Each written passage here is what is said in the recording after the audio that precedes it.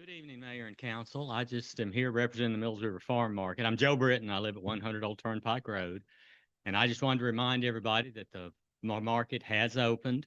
We've been open 2 weekends. We've got off to a roaring start and would love to personally invite the council and the mayor to come visit us anytime they want to and invite the public to come and support the local farm market, our local farmers and crafters.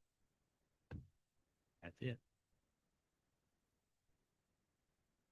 You got a builder, deputy, about to come up and introduce himself, tell us a little bit about yourself. Funny bad guy today or any of that good stuff. I don't know if he's got anybody yet. He's only been on the ship for about 30 minutes. Council, this is one of your newest Mills River members right here. This is Wesley Garrett. Recently graduated from Basic Law Enforcement Academy. He's been with the Sheriff's Office 2.5 years. So I'll let him tell a little bit backstory where he's raised, grew up. So I think you are a Henderson County native, right? Mhm. So you want to let them know? So I was born in '93, born in Harrisville, lived in Harrisville all my life. A fireman, where I switched over to law enforcement. Started out in the jail for 2.5 years. Then the sheriff's office sent me to BLP school, graduated in January, started on the road in February. Glad to have you on Yep. board out there. Yep. So Glad he you're will be here. your Mills River unit there for the Charlie Squad division. So Big bashful, stopping all these convenience stores, hanging out, talk to them. You wouldn't believe how much that does. Just it makes you feel comfortable to be there, makes them comfortable for you too. Just, we appreciate everything y'all do. Thank you. For sure. All right. thank you, Wesley. Thank you. That's good. Dude. All right, council comments, Sandra. I do believe the stump dump's out. Fire that. The fire is out. It's not smoked in a week. Good. Yay. Get all you got. I think so. All right, Jeff, how about you? Well, I had the opportunity to go with Mr. McKirahan. We went to Raleigh Tuesday and Wednesday with the Western North Carolina Chambers of Commerce. We got to meet with our elected representatives and got to meet a lot of people and listen to some of the things that are going on. We were told there's a budget that's just in the final stages of getting approved, and just appreciate all the support we've gotten from our local representatives. So thank you. All right, I just appreciate everybody coming out here tonight, listening to us. Get more out in this pretty weather we got. It's supposed to get hot this weekend. Yes, enjoy it. All right, manager updates when you're ready, sir. Yeah, thank you, Mayor and Council. Just a few brief updates as Mayor Pro Tem Moore mentioned. I thought it was a very good trip to Raleigh over the last 2 days. There was a whirlwind trip filled with quite a few meetings with dealing with economic development, dealing with small business issues that are coming forward, dealing with Helene recovery, et cetera. We also had very good meetings with our local representatives at the state level as well. So I very much appreciate that. I also wanted to bring just a brief update on the North Loop. If you haven't had an opportunity yet to look in the back area here to see the North Loop cleanup, I recommend that you do so. It is a lot of work has been going on back there, especially around the river access. They're continuing to work hard to meet that June 1st deadline of river access to the public. And we're staying on top of them, making sure that we're doing everything that we can on our side to make sure that's also being done. And then you're also, I think right now they're working on the parking lot as well. So you're actually going to be seeing some gravel work there. We're really excited about the parking lot getting up and open again as well, because that's also one of those foundational pieces. Once that happens and once we start clearing out the back, we're very excited to start welcoming people back to one of, the most beautiful natural asset that we have here is this Mills River. So we're very excited about that. And I believe that concludes my remarks. Okay. Thank you. Sir, I noticed they gravelled the barn driveway. It Yes, looks like yes, sir. fresh. Are they cleaning these culverts out also, or? Okay. Yes, sir. So what you see with the new gravel on the maintenance road, that's one of the projects through FEMA. The culvert clean out project is a separate project that we're Okay. working on. Yes, sir. Okay, thank you. All right, consent agenda. I need it approved by motion, please. I'll make a motion that we approve the consent agenda. I got a first. How about a second? Thank you, Brian. Any discussion on this consent agenda? If not, I entertain, all in favor? Aye. Any opposed? Hear none, okay. That passed. Regular agenda, lose up, state of the airport. And Mr. Mayor, if I may, I'm so sorry to interrupt, Well- but Councilmember Cantrell not being here, I just Yes, wanted, sir. for the record, if we may, yeah, just make a statement on Is it. everybody okay with excusing James tonight? He had, family matters to attend. Sure. Everybody good? Yes. Okay, Thank you you, don't sir. need that by motion, do you, Patty? Okay, thank you. Thanks for reminding me. When you're ready, sir. Thank you, Mr. Mayor, members of council. I appreciate you allowing me to be here today for my annual address. At your table, you should have our hard copy of our annual report. I'm not touching or going through that specifically, but it's for your reading pleasure. It's somewhere down the road. For 2025, our air service stats where we had 6 airlines operating out of the Asheville Airport, those being Allegiant, American, Delta, JetBlue, Sun Country, and United. We had 27 nonstop destinations out of Asheville, pretty much same as last year. We did add, Delta added Boston, but we already had Boston with Allegiant. And we lost Baltimore, but we gained Washington Dulles. From a passenger perspective, we had 2,240,877 passengers fly through the airport. That's up 3.1%. It is our second busiest year after 2023, and it surpassed 2024, even with Helene. So we were pleasantly surprised. We thought we were going to come in below 2024, but we did not. Seats in the market on the airplanes, we had 1,389,600 seats. That's down 1.5%. Load factors on the airplanes were 78.39%, which is down 4.9 or 4.09%. From an operator standpoint, airlines operations, we had 32,993 aircraft operations. That's up 3.8%. General aviation and military, we had 40,533, and that was down just over 10%. Of course, we unveiled our new logo and branding for the airport moving forward. That was a big thing for us in 2025. From construction standpoint, we opened the north concourse of the airport terminal, ticket counter, and our temporary checkpoint. We completed and got certificate of occupancy for the FAA control tower. We also did some perimeter road improvements, and we demoed some general aviation aircraft hangars to make room for more commercial aircraft parking overnight. Total construction for the year was $126.2 million. From the community standpoint, we continue to have our runway 5K. We ended up garnering $38,000 in net proceeds. Those proceeds went to AB Tech Aviation Foundation of $15,000, WNC Pilots Association Foundation, $15,000. Big Brothers Big Sisters, we gave $6,000, who's our partner charitable organization. And because of the government shutdown back in the fall, and the help that MANA has done to help our TSA and FAA control tower operators, we gave a donation of $2,000 to MANA Food Bank this year. We continued with our pause for passengers. That's our comfort dogs in the terminal building. AVL Gives is our own internal charitable program for our employees. We garnered over $12,000, and that went to Big Brothers Big Sisters. We had 2 blood drives for the community at the airport. We also, of course, had Blue Ridge Honor Flight that utilized the airport. Music in the airport continued, and so did art in the airport. From an economic impact perception, the numbers continued. We had $3.85 billion economic impact to the area in Western North Carolina. It's the same. Division of Aviation does an impact study every 2 years. We're in the process now for the next one. It'll come out in January, but that number continues to rise. Financials for the year, our operating revenues were $29.6 million. Operating expenses were $17.6 million, leaving us net $12 million that we put into capital projects at the airport. Assets at the end of 2025 were $357,631,170. That's up $43.3 million in assets for the prior year. That concludes my report, but I'm happy to answer any questions that you all may have. Don't have any questions? Lou, when we get the, other corridor done, we having another big get together or not? We will be. Awesome. Yes. was- That won't was- be till terminal is coming along, steel's up, moving along for the new construction on the second half. Checkpoint, not checkpoint, the baggage claim opened several weeks ago.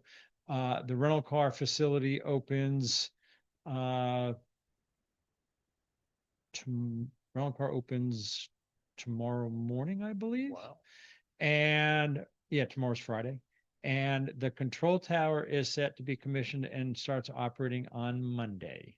Sunday night, they do the conversion cut over. The airport is closed Sunday night from midnight to 5 a.m.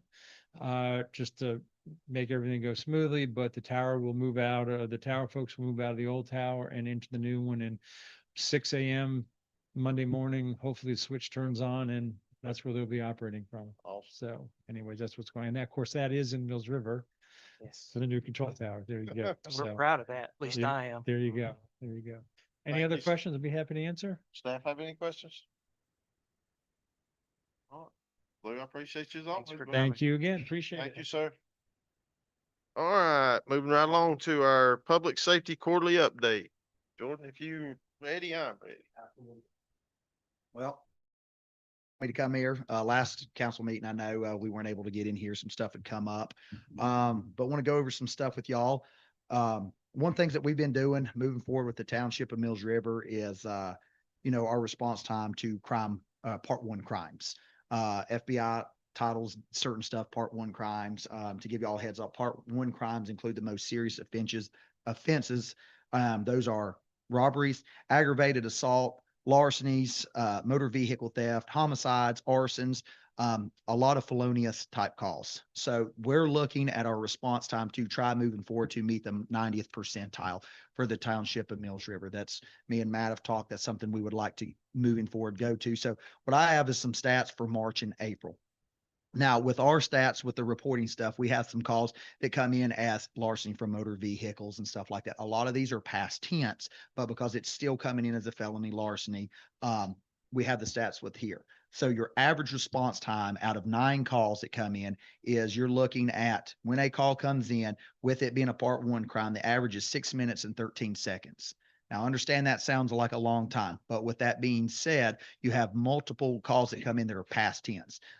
Sergeant Heatherly's taken some that come in that's happened overnight. It's come in overnight. He checks on, hey, I noticed this was taken out of my vehicle, broken into. By the time it is past tense. So there's not an urgency to get there. So you might look at a 12, 15 minutes response time, but you have several that is a B&E and larceny in progress or attempted B&E. You've got one of them. The call came in at 10:52 a.m. Your response time from the time it was dispatched to your officer was on scene was 1 minute. You have some other ones right here. Another larceny that happened on 280. Call came in at 2:23 and you had a response and on scene within 4 minutes at 2:27. So when part one crimes, very, very low in the town of Mills River. But when you do, you have officers right here. You always have Chris during the day. The good thing is during the day, you have 2 nights. It's beneficial because we have that deputy in the township of Mills River at all hours. So those are some things that we've noticed over moving forward with the part one crimes. And just giving you some quarterly updates. So some calls for service over the last quarter, you had 927 calls for service. That includes proactive traffic stops, security checks, getting out with people. It ain't all calls coming into the 911 center saying, hey, this is happening at this, or I need to report this. That is also self-initiated stuff through the officers. The arrests have went up for 24 arrests and 31 citations. Also during the quarter, you had 2 search warrants was executed within the township of Mills River, which resulted in multiple arrests. You had some that was property and stuff like that. You had some there off Woodscape Drive and then one out there in High Vista. And I'll talk to you a little bit about the common law robbery that happened there at it was at Champions Credit Union. So call came in. Suspect was identified once deputies and detectives got on scene. Suspect was identified in less than an hour. He was taken into custody within probably 6 to 8 hours. They tracked him down using stuff from the sheriff's office. There's some stuff out here on 280 that we've used, some tools and stuff like that was able to help us in our investigation and resulted in his custody with a lot of the current U.S. currency that was taken, returned back. Other things I'd like to say that's coming up with what we're moving forward with Mills River. One of the things is speed, you have traffic, stuff like that. There's going to be an uptick in license checks. So moving forward now, I know that's something warming up. You're going to have an increase of DWIs, speeds. So there's going to be some upticks and you'll see some license checks that are coming out through the township of Mills River, also coming out throughout the county. Another thing is last Saturday with the productivity we've had from our Mills River officers, just one stands out is there was a traffic stop last Thursday that resulted in the arrest of a trafficking amount of a Schedule II controlled substance. All of this again is coming from productivity from your Mills River deputy.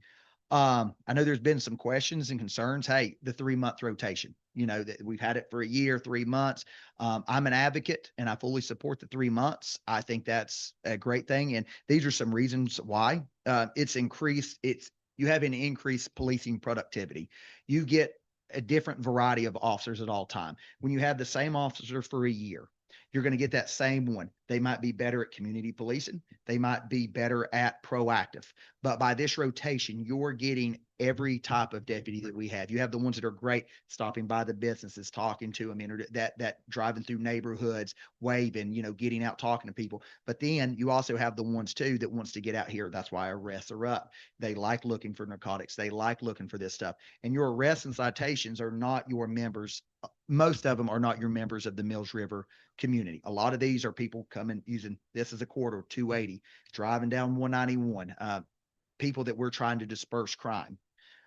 What I've noticed too is it's a reduced with 3 months of burnout. You keep an officer somewhere a long time, there's always going to be some burnout. Mills River, I mean, as far as I'm sure y'all know, after about 10 o'clock, it kind of slows down. Calls for service ain't going on. It is time for them to be out there. That is where they get to be proactive. Traffic stops, traffic enforcement, getting out there, driving through, being seen. I think, and what I've seen is over the last little bit with this 3-month rotation, I think our B&Es and our larcenies are down in the township of Mills River. And that being said is because you're getting fresh bodies in there. They're not getting that burnout. They're in an area, they work calls out there through the county, but now they are in Mills River and it gives them the time to be proactive. It gives them a different lens and perspective. Hey, I'm going to get out here now. Calls might not be coming in, but that allows me to get out here, be a community, serve in the community of Mills River. Traffic stops are up, citations are up, arrests are up, and it's dispersing crime out there. Where before, when you have one a year, not saying it hasn't done that, but you get sitting there doing the same thing. You're going to drive around. You're getting that fresh deputy in there at all times. By having this too as well, you have an area car or a Mills River car at all times. If before we didn't have an area car in Mills River, I think B&Es were up because Mills River, most of them are out Asheville Highway. You're going to the hot crime areas. Yeah. This allows direct enforcement in the township of Mills River, which I truly think has reduced crimes tremendously. Some other things I'd like to talk about is let's see here. I had some stuff right here. Hopefully some of this stuff with the 3-month rotation, we're going to see slower speeds because, we're getting officers out here that are very proactive towards speed, increased arrest, enforcement activities, and stronger officer presence throughout the community. Again, if y'all have any questions, concerns, if y'all want to see more of them, y'all have my contact. I'm over patrol. I'll be more than glad to get them out there, but it is encouraged for them to get out here to meet with the people too. They need to be proactive, but at the same time, they need to be serving the community and getting out there and building relationships. Sure. So with that being said, I don't have anything else to go over, but I'm here to answer any questions, concerns that y'all might have, anything like that. So feel free to ask. I appreciate all y'all are doing, and I recognize that y'all are slowing 280 down some. I Trying hear to. them, and I Yes, appreciate it. absolutely. Thank you. Ryan, you got anything? Thank you, Jordan, as always. Thank y'all so Appreciate much. what you're doing for us. Thank y'all so much. Thank you. Good. Mayor, if I may just real quick, as Jordan had mentioned, the the 90th percentile, and I just wanted to do a quick reminder. One of the goals of our strategic plan is to uphold excellence in community safety. One of those objectives that you all have passed is regarding the 90th percentile of first unit response time, part one crimes. Again, that's not to say that other types of crime are not as important. They absolutely are. But the part one crimes were those incredibly important, lights blaring, getting to that scene as fast as possible. And I know that Jordan went through what some of those were, and making sure then that right now we're working on a baseline. Right now we're trying to understand what our current baseline is for the 90th percentile. And then from there, I'm going to be bringing it back to council on discussions of, is that appropriate? Are there areas that you all expect us to, have conversations with the sheriff's office and, around those times? Last thing I'll just mention, the reason why 90th percentile and not 50th percentile is that most of the time people care about, an average time. But when it comes to, life-threatening situations, very important, important situations where you need somebody there now. You want to know 9 times out of 10 when that response is going to get there for you and be able to support you and to help you. And so that's why we're so much focused on the 90th percentile for this metric. Jordan, I got one thing. So Yes, I sir. know a couple businesses in Mills River's got hacked. Their computer systems all got hacked. Okay. Do y'all deal with that at all? When it comes with like frauds and stuff like that. Yeah.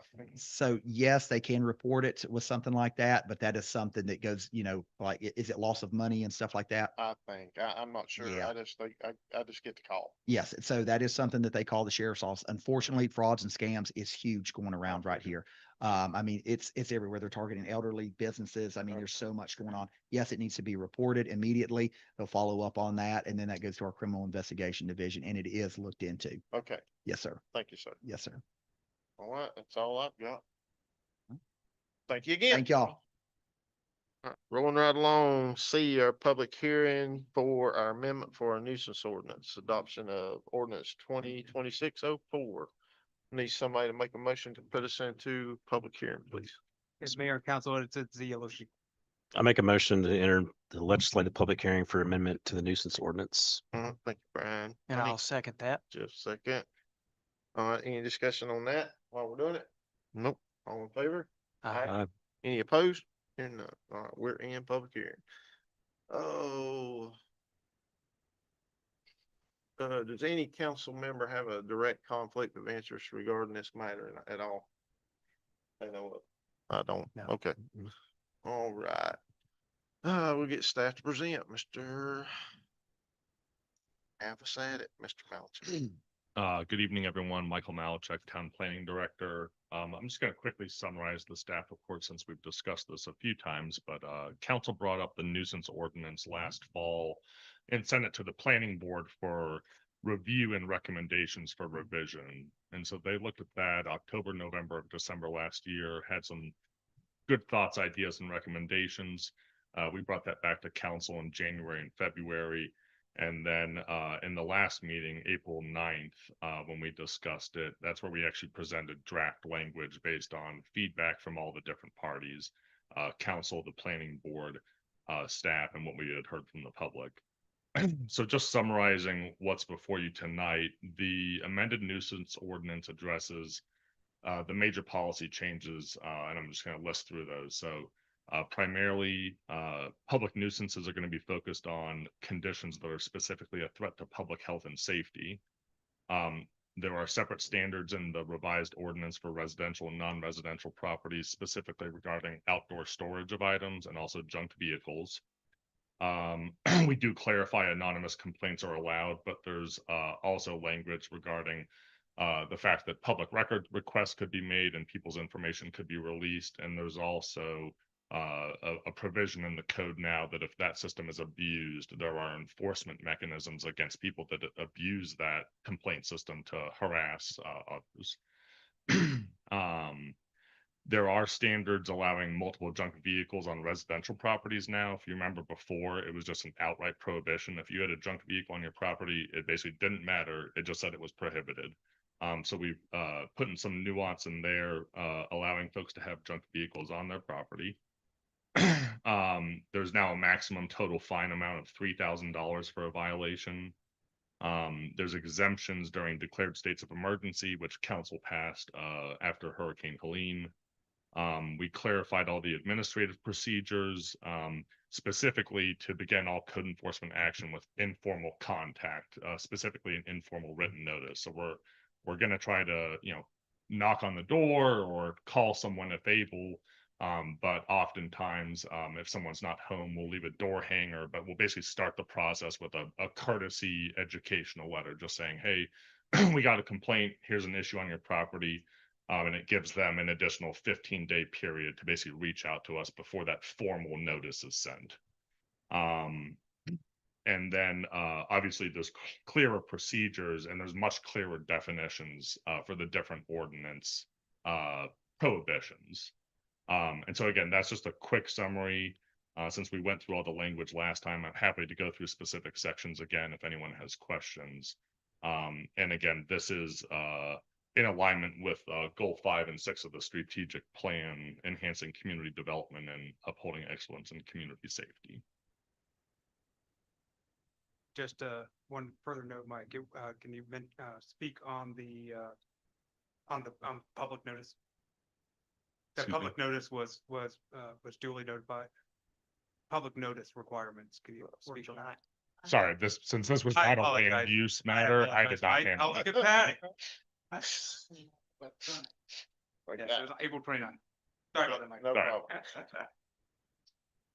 So, Yeah, so since this is town code only, there's no statement of consistency, no statement of reasonableness. We're not following the land use, 160D requirements in this matter. what questions y'all have? Questions?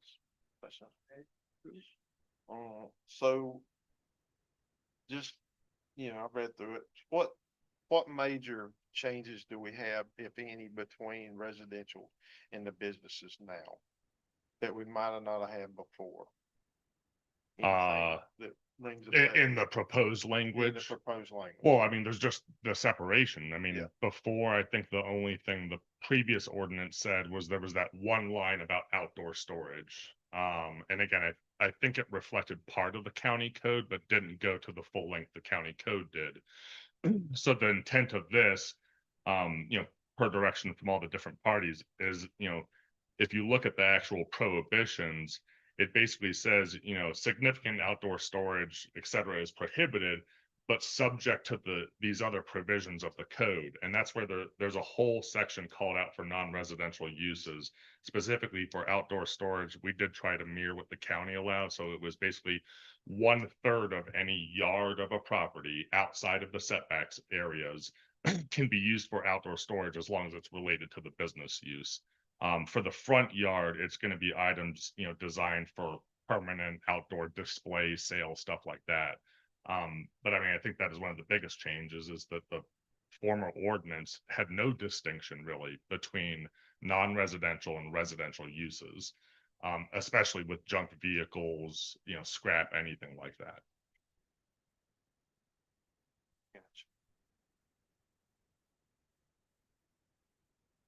And just a question related to that. If I have a house on my property and that's my primary use, and then I have a business that operates on my property, am I residential or am I non-residential? We would probably look to the zoning district for that specifically. Okay. And do some additional investigation. Obviously with like the UDO, there's the rural mixed district where you're going to be allowed both those uses. So that would be something staff would have to determine in that time, but in that specific instance, you're going to have, a common sense approach where part of the property is going to be for the single family home, part of the property is going to be for the business. And so we would have to make that distinction in the field. Okay. When you're looking at, say you go out and you do a site investigation and you're looking at the front. Mhm. Is it pretty much a parallel line with the front of the building toward the road, or you know what I'm saying? It can depend on orientation, because Yeah. I mean, if you think of some businesses that are off 280, I mean, some of them face 280, some of them face the side street. But it's going to be usually the main entrance the building faces towards the primary road. Okay. Yes, that's one of those. Yeah. To get more complex, which you probably don't want, but I mean, if you're on one of those corner lots where you might have two entrances, technically you can have two front yards if you're on a corner lot. because you would have, two potential display areas for customers to see from different road frontages. Sure, that's fine. For clarification later.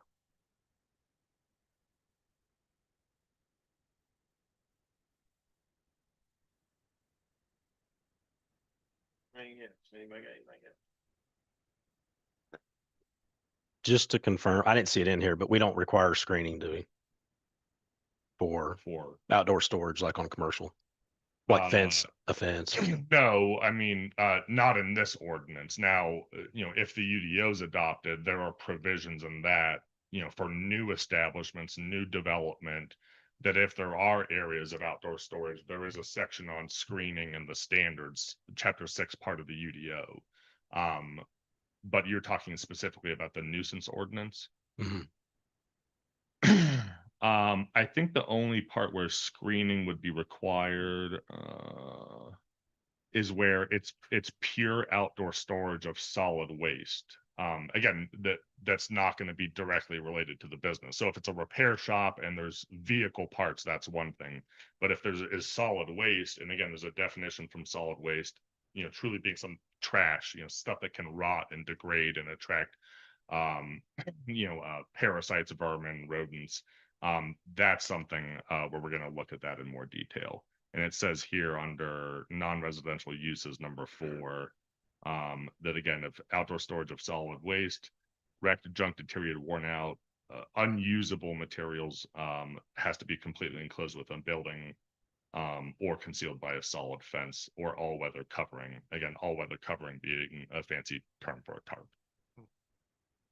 And that's residential, or is that both? That's non-residential. Non-residential. But again, that's for, items of no use or value, Well, or trash. okay, so, but you're okay if it's a body shop and they've got bent fenders and stuff in a pile that they're gonna recycle? Mhm. Okay, Yeah, the other sections, if you look at them, say outdoor storage of all other items related to a business. Right. And then it has the side yard provision. And then again, number 3 is just outdoor storage by businesses is allowed as long as the items stored are reasonably related to the business. So we kept that pretty open. okay, yeah. I think last time we had the discussion about a temporary construction site. Yeah. Did we get anywhere with that? Or I think Yes, there's about item D actually is temporary construction sites. So there's only one provision here, but it says outdoor storage of solid waste where construction project is actively in progress is allowed, provided the project was permitted and the waste is basically not being blown or being transferred to other properties.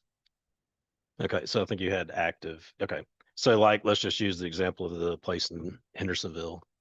Oh. Yeah. So if they had, is that considered a temporary construction site as it is right now, or no?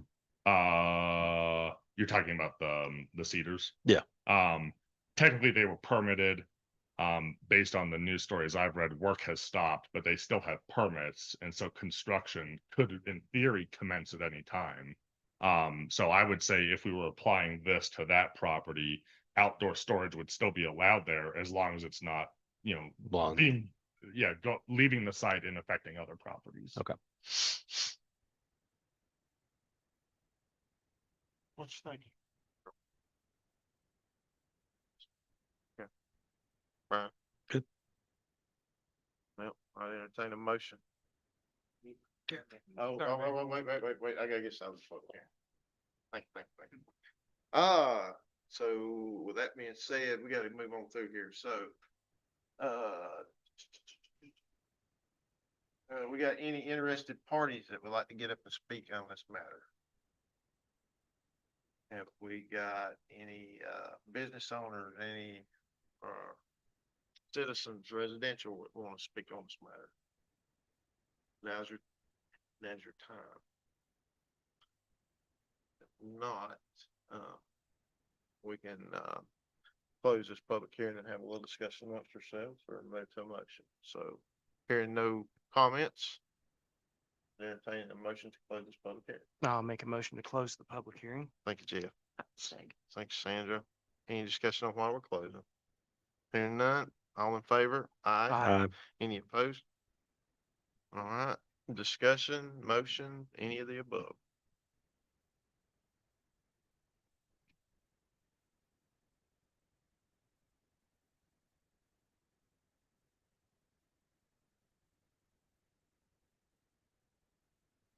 I think it satisfies me with the way it's been handled.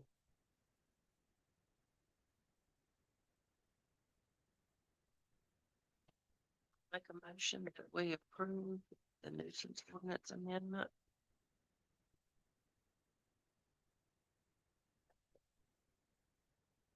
Adopt the ordinance as one with it and adopt the ordinance that goes along.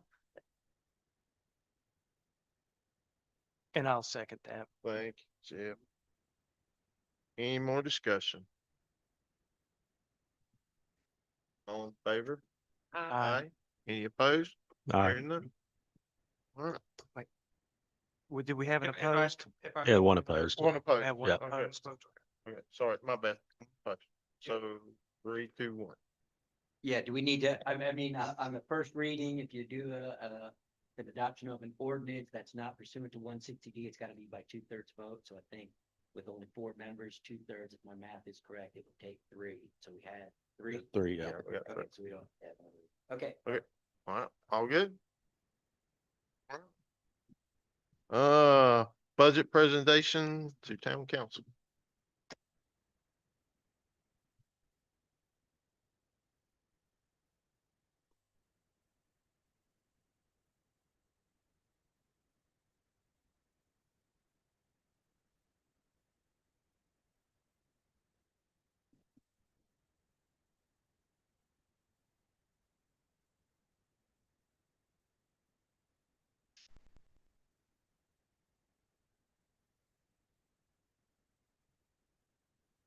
Evening, Mayor and Council. So this is in my opinion, one of the most exciting nights of the year. Then we can have the presentation of the recommended budget.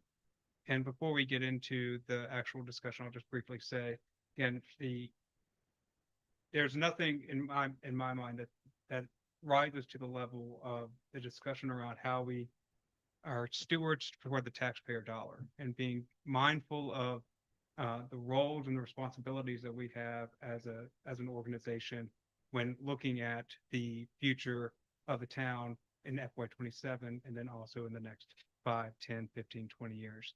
And so tonight we're presenting to you all, again, the recommended budget based off of the budget preview that we presented at the last meeting. After this discussion tonight, obviously we want to hear any feedback that you all have throughout this presentation.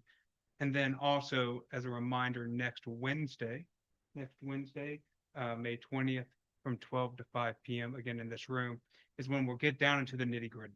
We're going to spend a lot of 5 hours with each other at least to talk through these budget items to make sure that the recommended budget turns into the proposed budget that most accurately reflects your direction and your vision for the town in FY27. And so I want to also just take a moment and thank all of the staff for their incredible hard work. We kicked this off in January of this year, and all of that work over the months culminates into tonight's presentation. So the presentation before you is not, although it is the manager's recommended budget, it is not solely the manager's here. It is a true team effort. So we want to talk through again what the agenda looks like. We want to go briefly over the council strategic direction. We've talked about this over time, as well as talking through what we're calling now and what I would put forward to you all, what we call a strategic operating plan. So one of the things about a budget is a 1-year snapshot. What we've been working on and what the budget preview shows you is a 1-year budget and then a 5-year projection. And really what that is, when culminated with a strategic plan that you all passed in January this year and all of that hard work, truly is a strategic operating plan. It's a full document that the community can look at and say, where is the town now and where is the town moving forward? And so, again, if council is amenable to it, the strategic operating plan more closely encompasses that description. We're also going to go through the FY 27 budget, talking about revenue and expenditures, as well as then talk about that 5-year forecast. Again, it's not just a 5-year CIP. We're not just talking about major projects. We're going to be talking about operating projections and what that may mean on the future decisions of this council. And we'll also then talk about what those next steps look like. I'd be remiss if I didn't just point out the new graphic on the screen as well as a part of the strategic plan adoption. What guided us throughout this entire time were the values that were passed, which are to respect, service, and integrity. The vision, which is the town of Mills River preserves, sustains, and cultivates community. And our mission, which is to foster community well-being. And I hope tonight, after you see this presentation, you see the vision, mission, and values within the recommended budget. Couple of key terms just to go over real quick. Again, fiscal year July 1st to June 30th. For those who may be in the audience, just a quick note that in state of North Carolina, we're a municipality. We could be a city, a town, a village. There are no separations. We are a municipality. Fund balance is looking at our assets minus our liabilities. We'll talk through that fund balance policy, which again is 65 to 75% that the council has passed. Our general fund is really our operating, whereas capital reserves are really our savings. And we're going to talk about this year how we're planning on actually using those capital reserves that you all, with your foresight over years, have put money aside for major capital projects, actually utilizing those and meeting the needs of the community. And then last but certainly not least, 1 penny is projected next year at $233,900. That's rounded down slightly, but that is what we're looking at. Well, we're at the budget development calendar. As you can see, the green dot, May 14th. We are here at the budget presentation.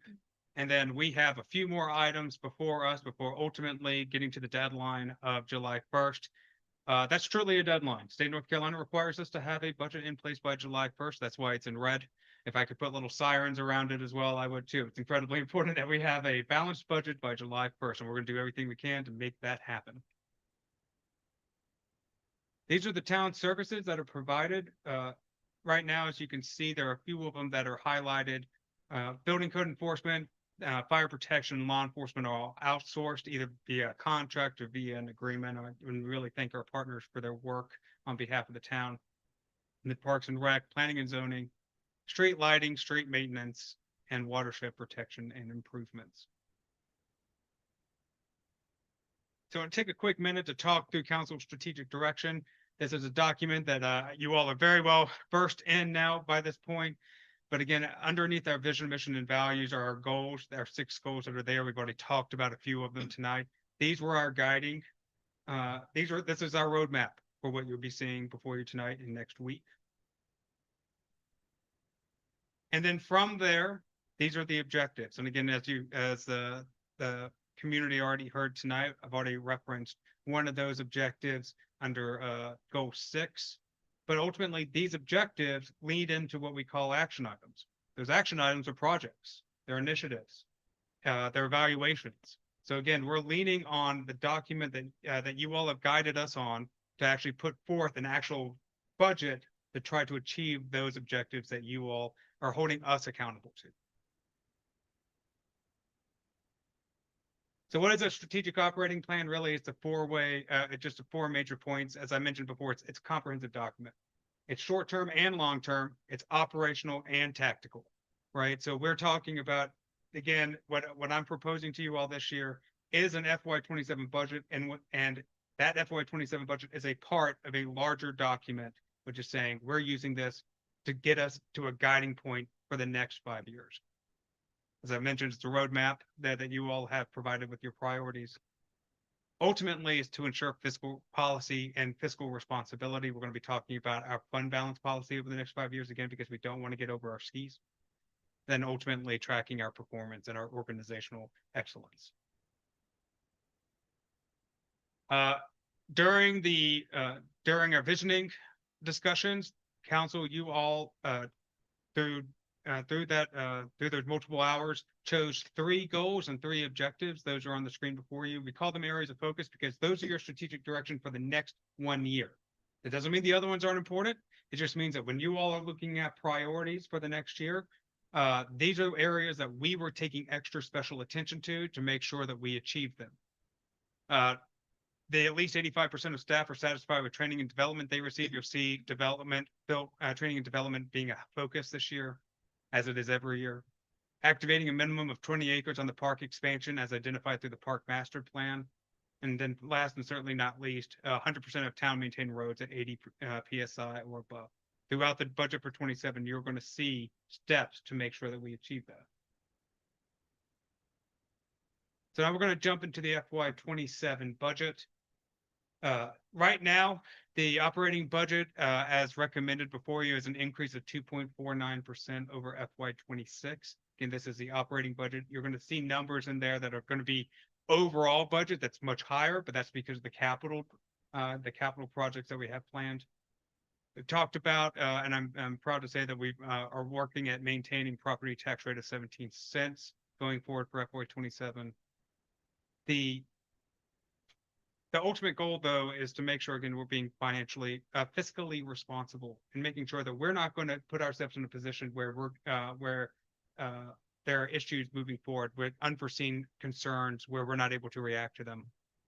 And so, again, we're looking at those ongoing revenues to help balance our operating needs and those major capital projects, as I mentioned before, looking at our savings and our fund balance. There's going to be portions of our available fund balance put towards that, but really leaning heavily on the capital reserve funds, as well as the grant opportunities that we have secured in order to make these capital improvements.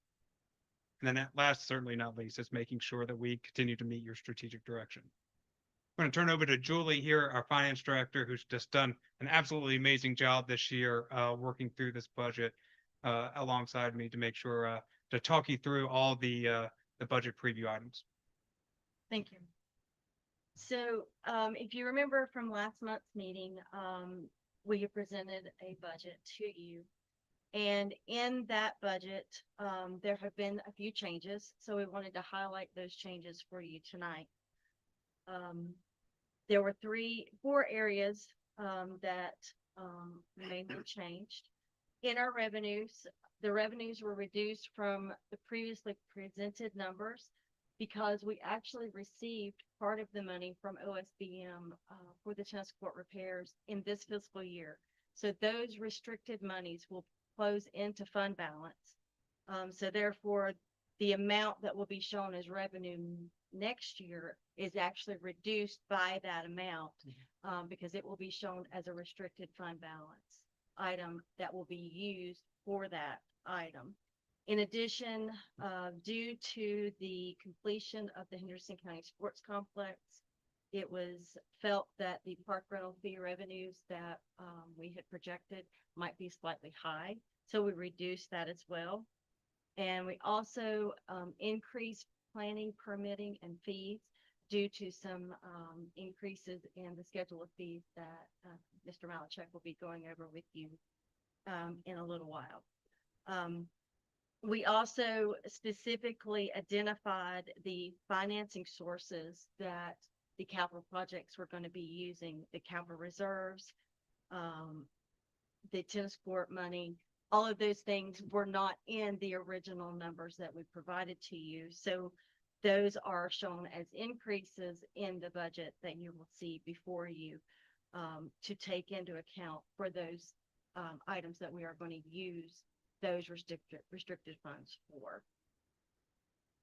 We also increased our salary and benefits line item due to an increase in our health insurance premiums. We had originally budgeted a 20% increase. The actual came in at 24.5%. So a total of 5.5% more than what we anticipated. Mm-hmm. So that is a $43,000, $597 increase that is in this budget line item. The amount that we projected for the sheriff's department actually is 3% less. It's actually less, we budgeted 10, they came in at 3%, so it was actually 7% decrease. So that is reflected here. And then we also included $750,000 for the phase one park expansion project. That was not in that original budget as well. So the total increase in the expenditures that you will see in the new budget is $656,814. Any questions from council?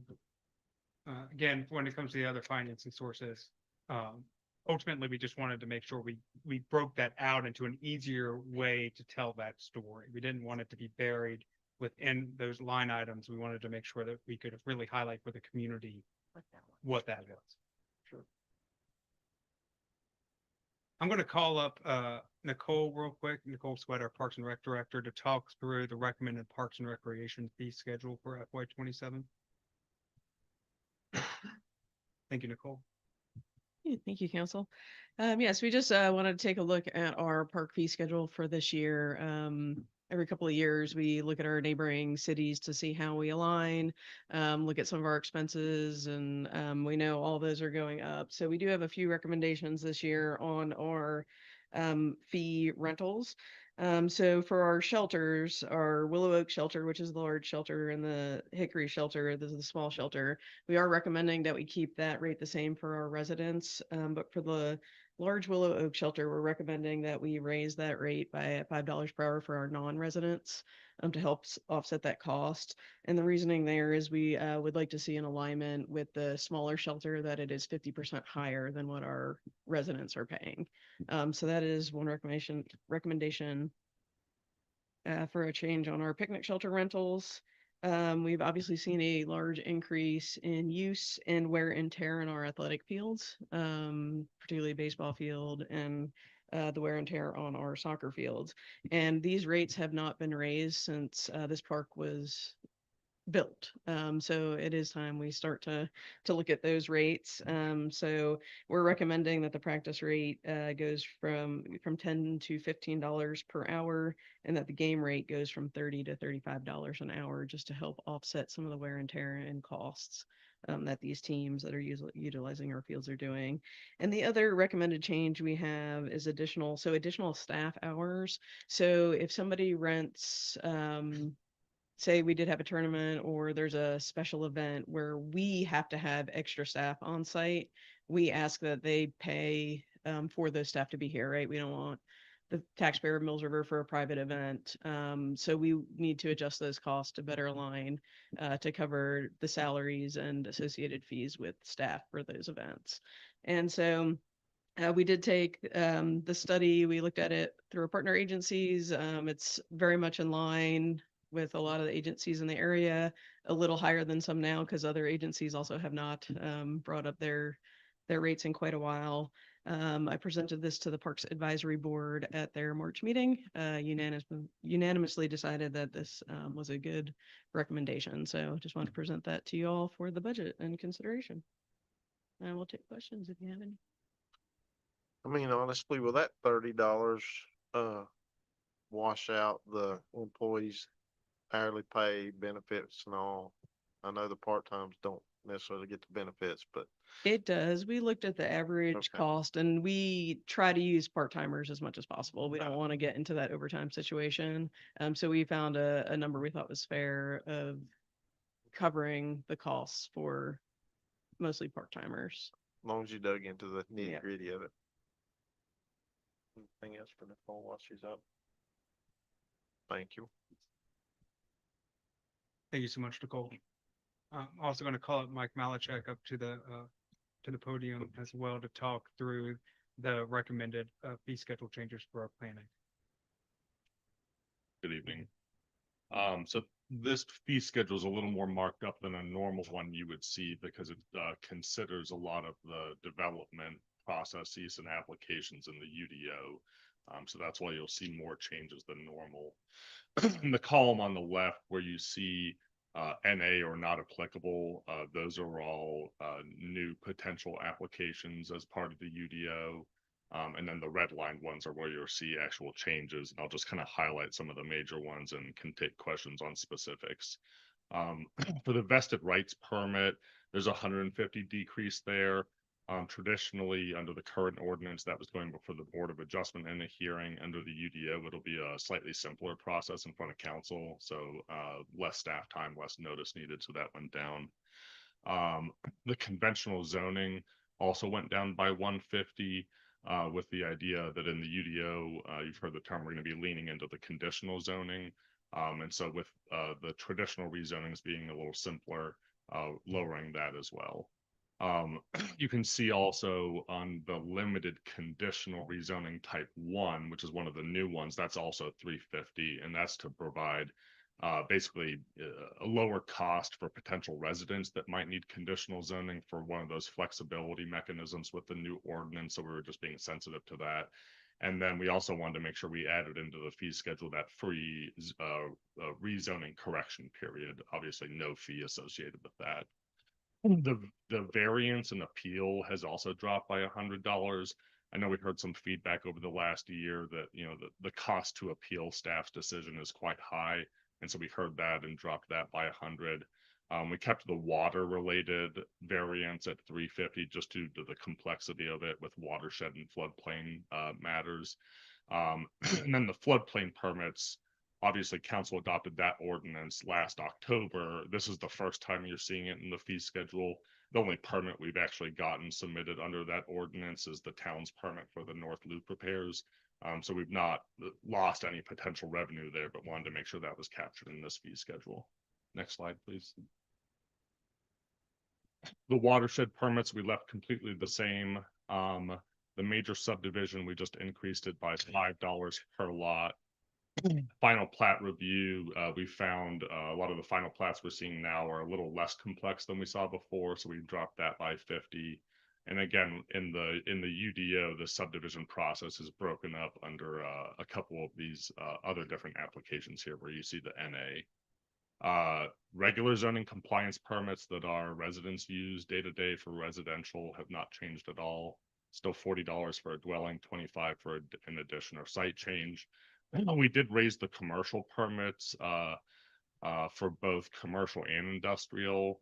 For commercial, we went up by 50 for new construction. For industrial, we went up by 100. And it's just, we're seeing with some of these larger projects with, you know, 100,000 plus square feet, it's just more complex, a lot more staff time involved. And so just trying to recoup some of that cost. Next slide. Under the UDO, temporary and permanent sign permits are just combined into one. So currently it's $100 for a sign permit, so we're dropping that to 25, or excuse me, 75. Currently temporary sign permits are 25, so we kind of split the middle there. A lot of these ones under other permits are new, so you can see the alternative plan, the administrative adjustment. Those are actually based on the parent permit cost. So if you needed to do an administrative adjustment for a residential permit, you know, we're talking $8. ABC permits, that just brings us in line with our peers, $50. Temporary use permit has decreased, and that's just due to a easier process in the UDO. And then we had a higher zoning verification letter fee of $100 because again, we were finding a lot of people, and particularly developers buying property in Mills River, were asking very complex questions about what they build and the different ordinance requirements. And so it took a lot of staff time. We've seen that kind of tail off a bit. And so we're dropping that fee just to reflect the staff time involved as well. And then the last thing I'll highlight is under the penalties section, you'll see a bunch of NAs there. The $50 per day has always been the town's normal penalty for violations. It's just never been properly reflected in the fee schedule. And so after looking at some of our peers, we wanted to make sure those were there also. And happy to take questions. Michael, how many areas you think you're gonna have or staff's gonna have in a conditional zoning? How many hours? Yeah, I didn't. it's hard to tell, I ain't it? can't. Because Yeah. everyone's gonna be a little different. One, and again, if the UDO is adopted, there's going to be the two paths, the limited, where you just say, I want to do this one use on my property, but abide by everything else. And then the unlimited, which is like how we treat conditional rezonings now, which is where everything's wide open. Okay. We kept that at 750. I think the consultant for the project had said, other places charge 1,000 or thousands of dollars. But again, I didn't want to go too high with it in case residents needed to use that as one of the flexibility mechanisms. And so again, that's something, if the UDO is adopted, that we'll monitor over that kind of first 4 to 6 month period. And if it needs to be adjusted, we can always bring that back. Okay. What else, Sean? Thank you, sir. And for the two, for the fee schedules presented before you again during the budget workshop, if there are questions or concerns at that point as well, we're happy to talk through them. So now looking at the FY 27 budget by itself, at the very high level, I'm going to talk through a little bit of this. I'm going to turn it over to Julie to talk through the more specifics. Right now, the property tax rate as recommended is still at 17 cents. As you can see from the operating revenues, there's one item in there which we broke out specifically again for transparency purposes for the community, which is the project specific grant revenues. Those are those revenues, again, when we're looking at, we have to count, FEMA funds, we have to count the OSBM grants, those items that are there. And so we broke those out. So when you look at and then you look at those other financing sources, again, looking at the capital project reserves that are there, again, that's the savings account that we've been saving for the project specifically at park projects and then town hall expansion projects as well. Those reserves are going to be heavily used first, and then there's the appropriate fund balance. That total right now is just over $12 million, but again, with a very large focus on those grants that are really bringing that number up. The other thing that I just want to bring your attention to is around the appropriated fund balance of $441,000.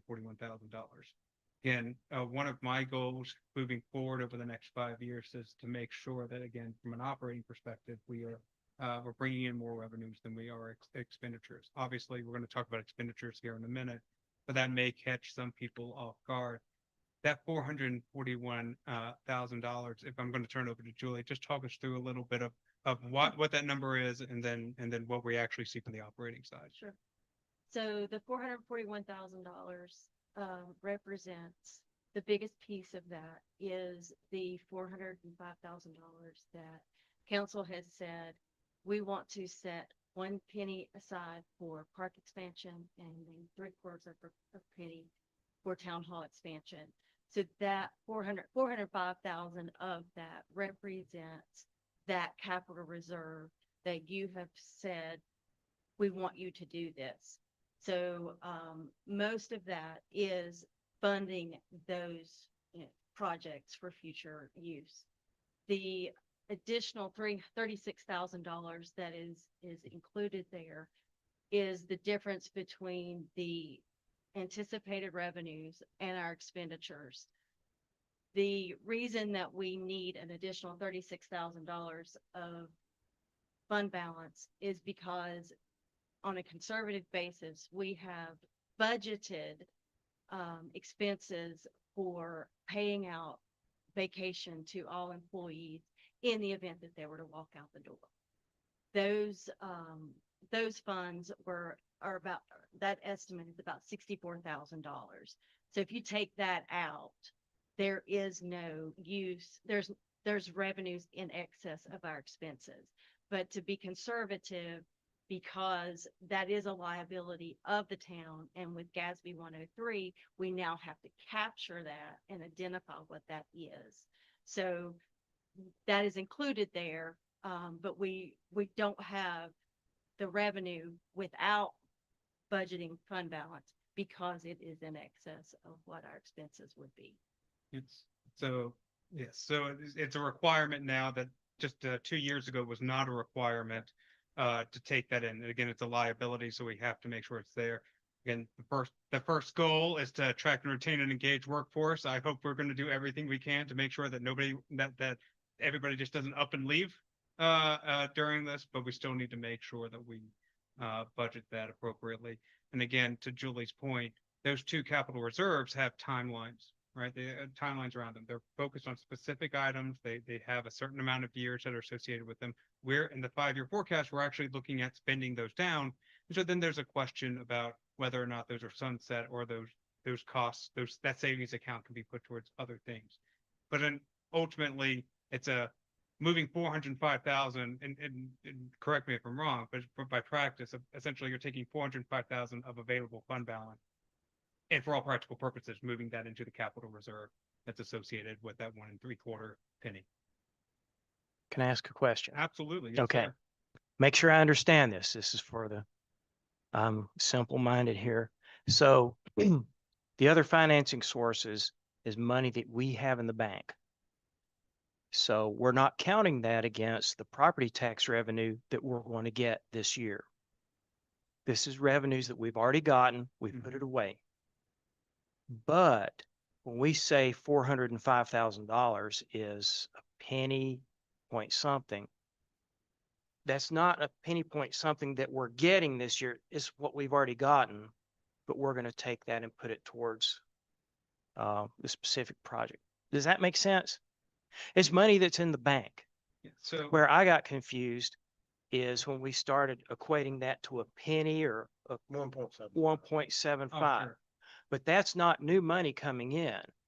It's the equivalent to the money that we've got in the bank that we're going to be pulling out Yeah, so for the 441,000, which also includes the vacation time. And, you know, as a former state employee, as a former town and city employee, when you leave, and unfortunately I've left both, you get paid for your vacation. So, and we just have to be ready for that. If nobody leaves, and hopefully they won't, please don't, that money doesn't go anywhere, but it's there just in case. We have to show that because we can't just create it. It has to come from somewhere, and that's here. It's coming from the bank. Is that about right? agreed. The one, just to go back onto the 1 3/4, the reason why I use that language is because a part of the capital reserve language, council has passed saying they want to take 1 penny from that year, a penny's worth from that year, and put it towards these capital reserve projects. And so, and then the other one being 3/4 of a penny's worth into the capital reserve.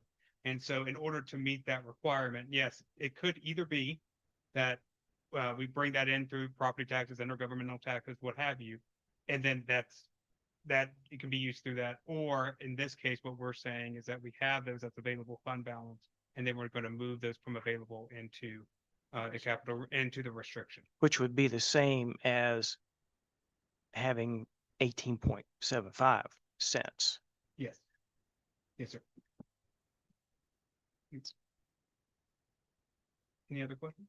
All right. So Julie, can you walk us through the property tax valuation? Sure.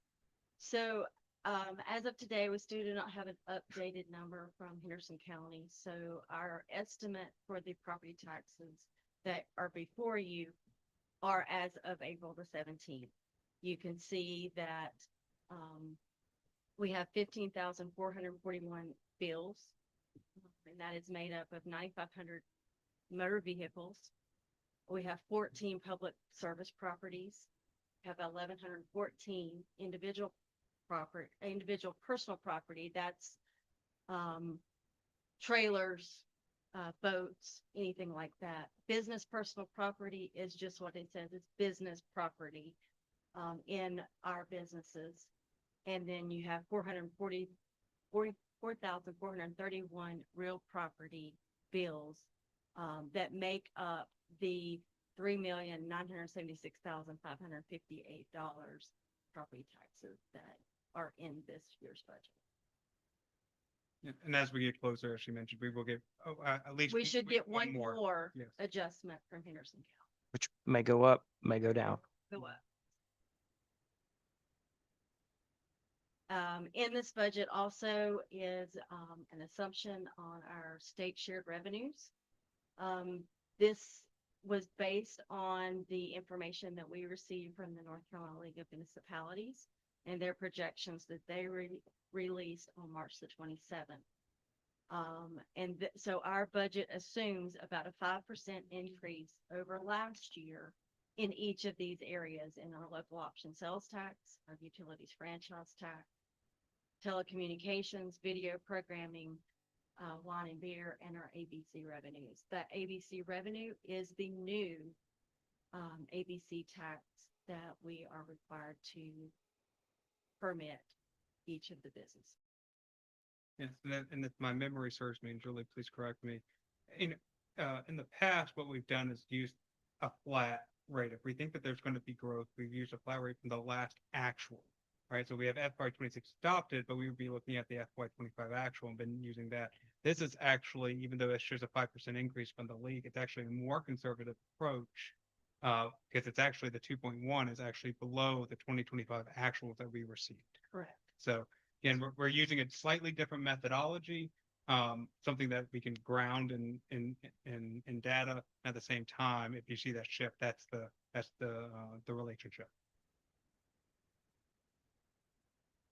So once we look at that, I want to just go through really quick at the top level, general fund expenditures. We've already talked about that a little bit, but let's talk first around salaries. Just like what we showed during the budget preview, merit pay raises are budgeted at 3% with expected ranges between 1% and 3%.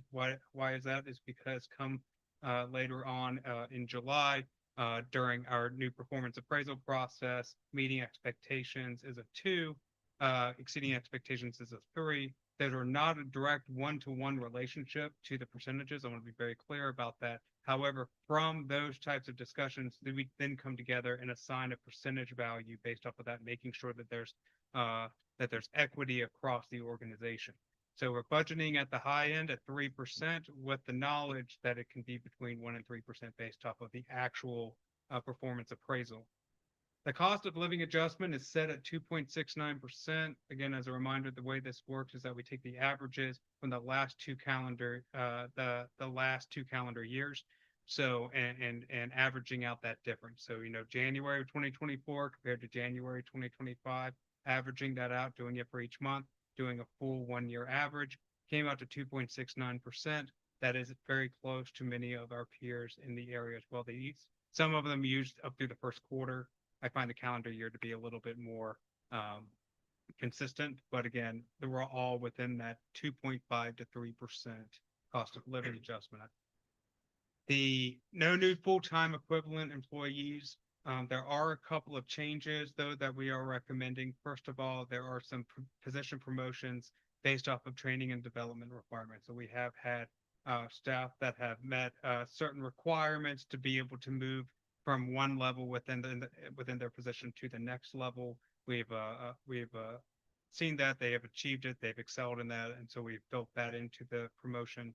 And then also there's another one again where we've seen a need for the additional support. They have additional capacity and desire to continue expanding out their work and then therefore helping the organization. So there's a change there of one role.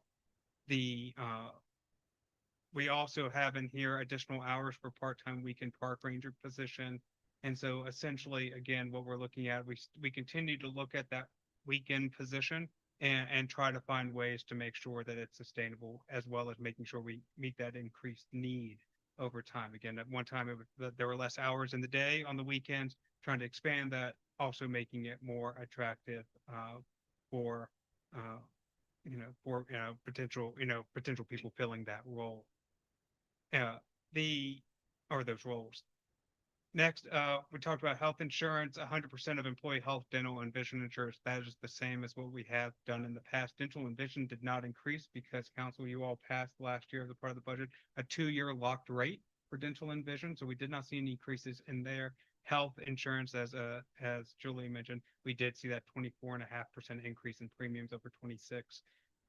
21% of that 26%, I've been told, is based off of just general, our insurance, general increase costs. So from you had to take that into account, plus staffing, et cetera. Very little was actually affected by us. Most of it came from the industry itself. It's something that's very high on my list to start having conversations going into next year, because this is an unsustainable increase for small organizations such as ourselves. retirement contribution, again, still 5% of 401k town contributions, and 15.18% is the Elgers or the local government employee retirement plan set. Again, that is a number that is set based off of our participation in Elgers. Any questions on the high-end general fund expenditures? Did I miss anything, Julie? All right, Julie, take us away. Okay, so this chart here just provides you an overall view of our expenditures and where the majority of our expenditures for the FY27 budget stand. As you can see, police and fire are the majority of our costs at 48% of our budget. And this is just of the general operating budget. So 48% of that is in fire and police, 4% in planning and zoning, 3% in streets and highways. Our parks and recreation is at 11%, administration at 12%. And then you can see the other areas there. The interfund transfer, we do have to budget that transfer to the capital reserve. That represents 5% of our budgeted expenditures for 27.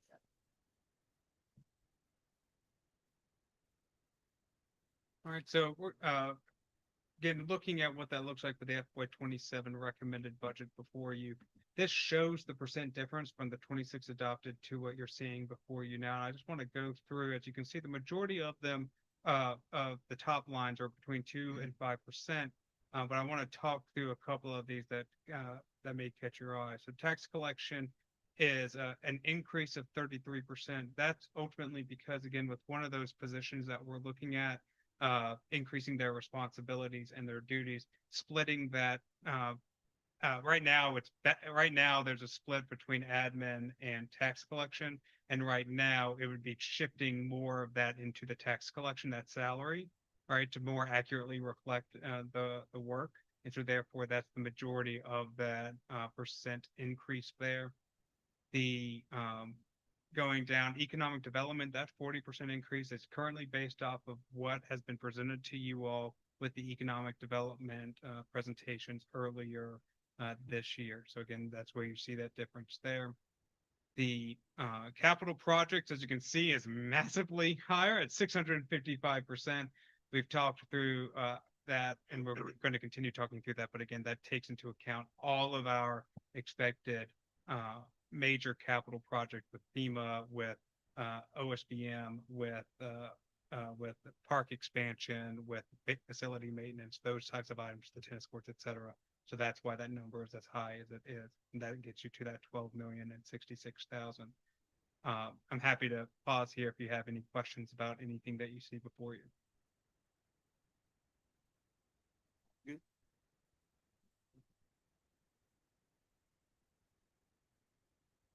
And so looking at this, we also want to make sure that we break out what those salaries and benefits look like, as well as those other operating expenditures.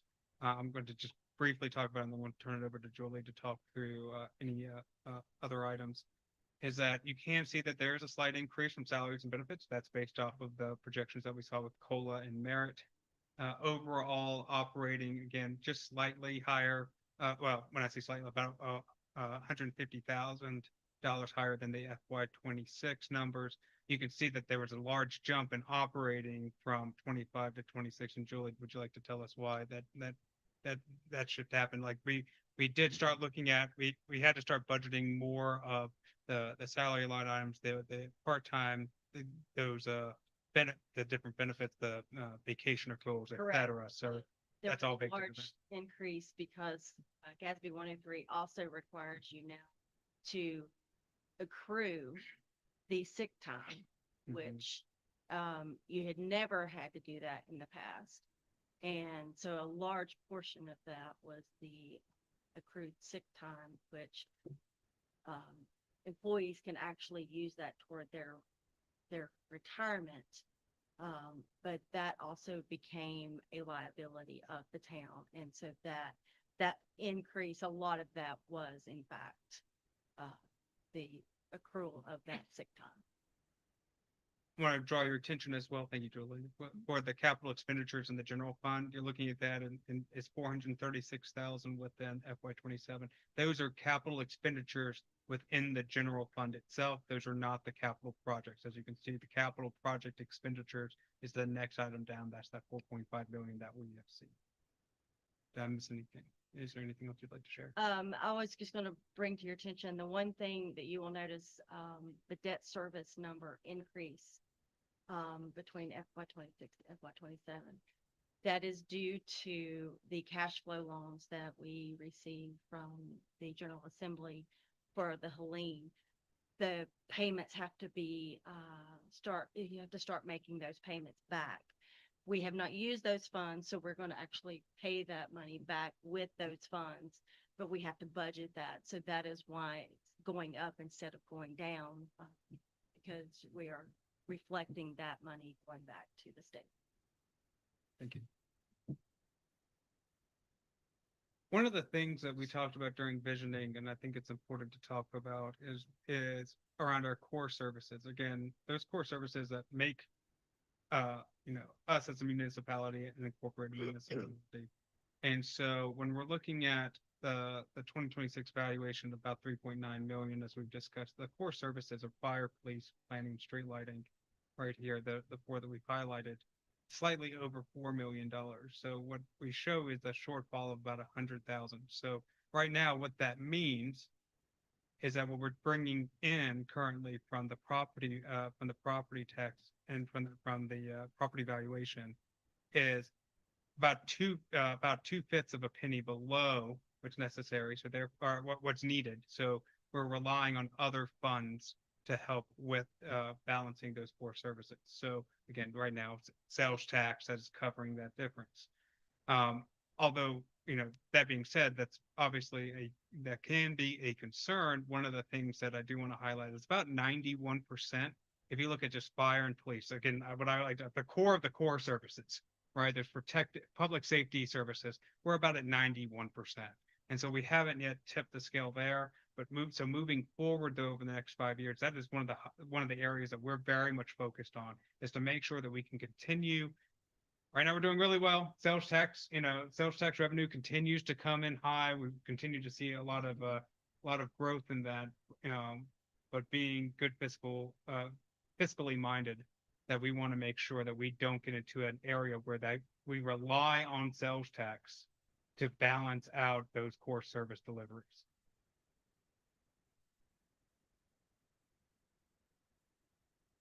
So let's talk through really briefly the 27 significant operating items that you see from a revenue perspective. We do project out approximately 2.6 increase in property tax revenues. Permits and fees, as we talked about, increased due to those adjustments in the schedule.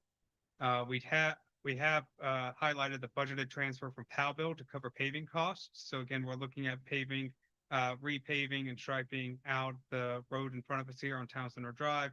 It does not cover the parking lots, but it does cover the road itself. So we're taking a portion of those Powellville funds and putting those towards that cause. We're also looking for expenditures. We have increased our expenditure line item for our legal services. Thanks, Brian. I appreciate that. But no, just with our new legal agreement with Van Wickle Law Firm, we're going to be relying heavily on him in the coming year. Hope he's ready and buckled up. The codification indexes, we increased some of those expenditure line items as well, again, just because of the UDO changes that are going to be there. Economic development proposals are shown, as I mentioned, with all the different economic development groups that came in to speak the other week. Those are right now funded at their requested amounts.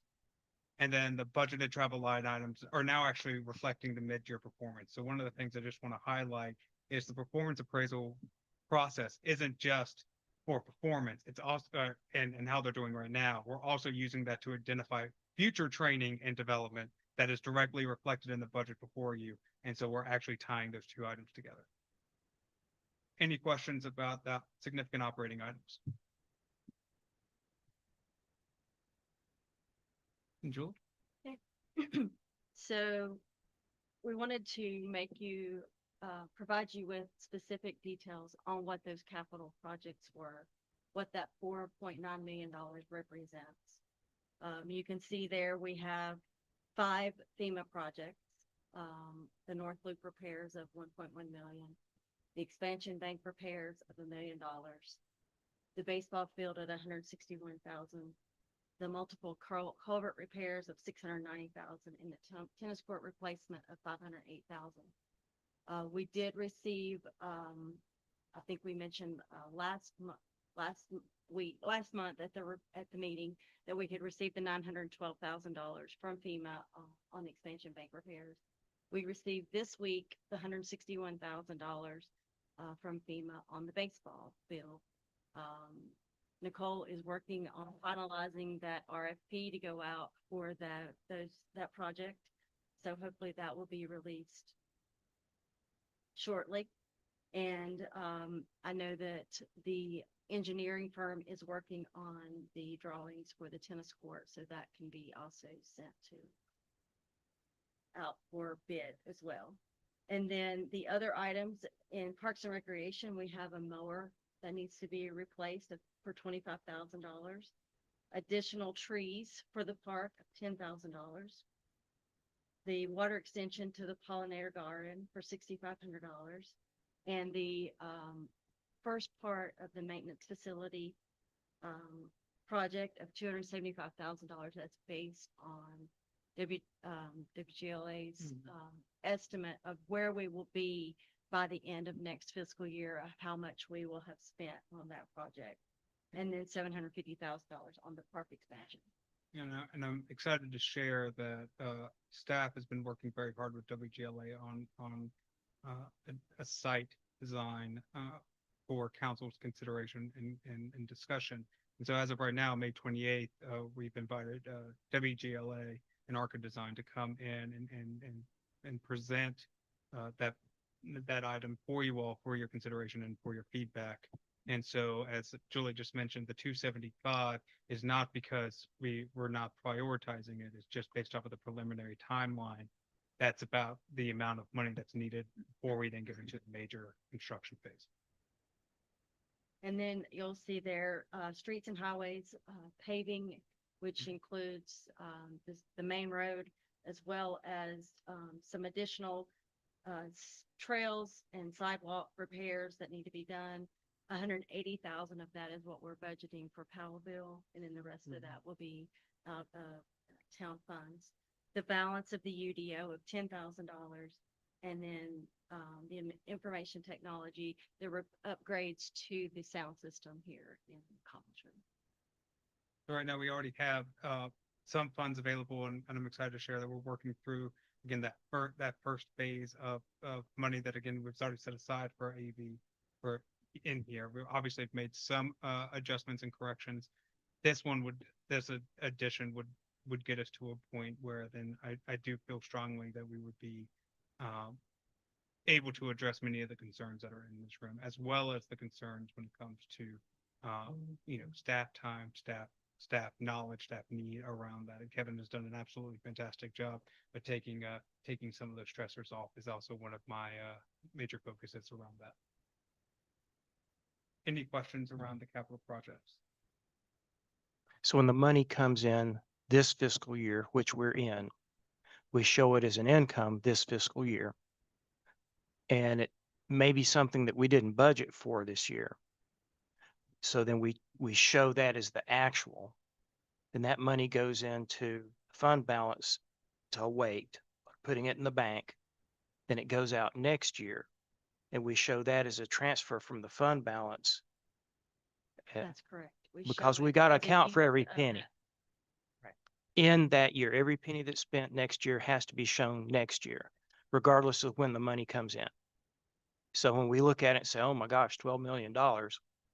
Well, some of it came in this year, but we can't spend it till next year. Okay. Any other questions? There's a lot on the screen here. I'm going to turn over to Julie just to give us the brief highlight of what we're looking at here for 27. So what I tried to do here is to provide you with where we stand in our fund balance as of right now. and what the impact of all of these things that have been presented to you as capital project items and what that effect will do to our fund balance at the end of fiscal year 27. So you can see that currently, we have $10.5 million worth of total fund balance. And what council has given direction is that you want between 65 and 75% of your available fund balance to cover operating expenditures. So what we have shown here is that the operating budget as it stands, where we stand against that, but that requirement of 60 to 75%. So our current operating budget is $6.7 million. 75% of that is 5.6 million. So our available fund balance as of today is $6.9 million, which is 103% of what you say we have to have. If we do everything that is presented before you, that will drop your available fund balance to 98.7%. So you're still significantly 23% above what you require staff to be at. So if we do all $4.9 million, we will have only affected the fund balance to 98%. Yeah, and just as a highlight there, part of that is because, as you can see, we're really relying heavily on the restricted funds. Again, so we're focusing on available fund balance, which means we have to remove the restricted fund balance. But the projects we're looking at, so many of them are restricted by design. So that's why the available fund balance is the way it is. That's going to be very important, though, because somebody may say, well, you're still at 98.7%. You only have a requirement of 75%. Why do we have that higher fund balance of available fund balance? And I want to show that's why it's so important around the 5-year projection. But before I move on to that item, are there any questions about the presentation before you? No, good job. Uh-huh. I do appreciate that. One of the things that, again, I hope council may consider this year is when we go to adopt, what the language would say, we adopt the FY27 budget, whatever that looks like, and the 27 through 31 strategic operating plan. And this, again, is that roadmap. And so you have already seen a part of this, but so I'll be very brief. Fund balance needs to be above 65%, as we talked about. We want the operating margins to be less than or equal to 85% to create that buffer. We want to make sure our debt service doesn't get out of control. All right, very, very clear guidance.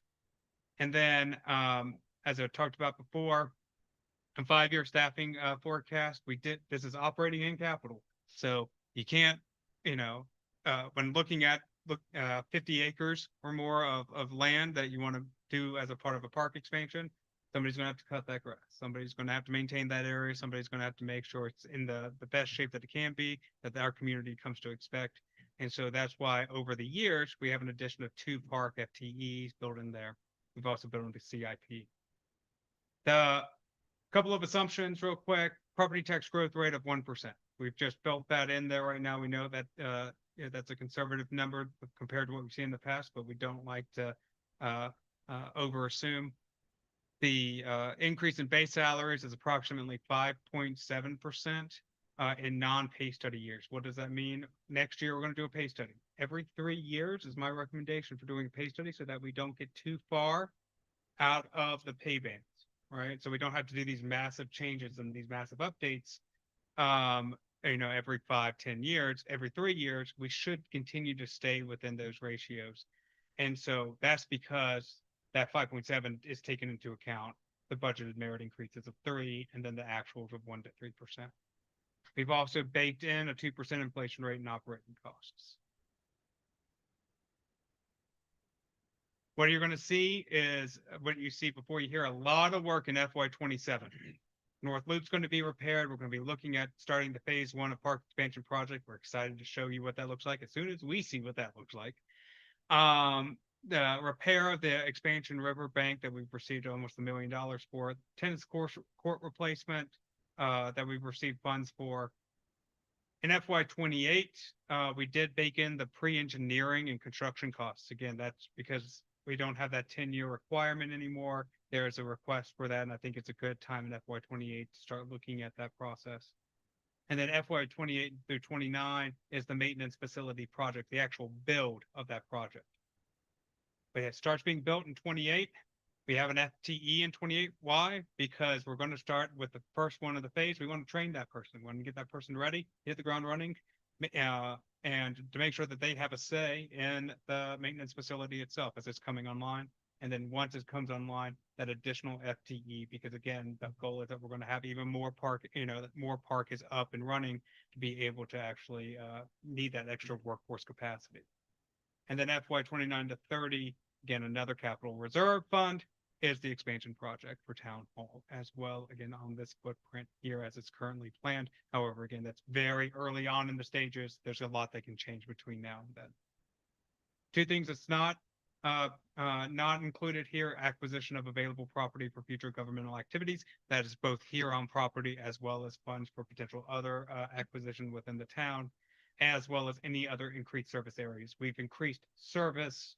We've increased the services that we currently have to meet that increased demand, but we have not included any additional service to the town within this 5-year projection. Any questions at this time from this high level? I will ask again, if this UDO passes, do we envision needing more staff? Or, I mean, I heard Mr. Malchek say that some things was gonna be easier to look through, go over, but in general, does the manager see any need for immediate assistance with staff for that? At this time, Mayor, I do not see any additional need. Again, it's very hard to know exactly what it's going to look like when, the UDO is adopted and what that service demand is going to be needed. But there's nothing that automatically says that because if the UDO passes, there's going to be an increased demand in any one area.